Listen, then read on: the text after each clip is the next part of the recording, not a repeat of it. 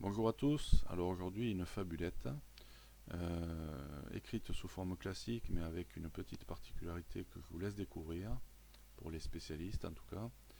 Une histoire inspirée d'une lecture sur les légendes landaises, donc possiblement vraie. Il était une fois une jeune fermière qui n'avait qu'un seul rêve, aller vivre à Bordeaux, étant pour la landaise une ville princière dont on avait vanté les fameux berlingots. À partir sans lumière, on ne court que fléau. Un jour, un ambulant, par vœu pécuniaire, passa près du logis de la belle en sabots. Voyant l'occasion d'enlever l'écolière, le grigou lui promit des miracles nouveaux. À partir sans lumière, on ne court que fléau.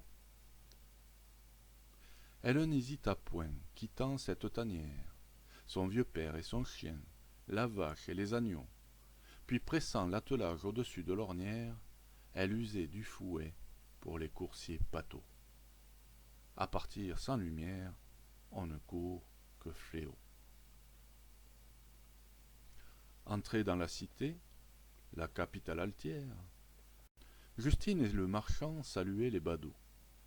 La sotte s'étonna du pauvre vestiaire, de tous ces citadins qu'elle pensait plus beaux.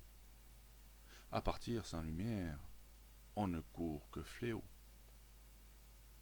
Puis au quai de Garonne, un pied dans le derrière, le fripon la vendit pour de l'or en lingots. S'habillant d'un corset, d'une seule jambière, elle brailla longtemps lors de ses jeux ribauds. À partir sans lumière, on ne court que fléau. Lors des heures sans cri, la belle prisonnière repensait au pays plein des chants des oiseaux. Elle pleura ses pains, sa terre nourricière. Son esprit s'évadait très loin des matelots. À partir sans lumière, on ne court que fléau. Après 8 ou 9 mois d'une vie ordurière, la landaise mourut, lasse de ses fardeaux. Et dans l'indifférence, un lecteur de bréviaire escorta la ribaude au séjour des yeux clos. À partir sans lumière, on ne court que fléau. Voilà, je vous remercie. Donc la particularité, c'est une rime construite sur deux sonorités, donc, et le rappel de ces deux sonorités sur l'envoi.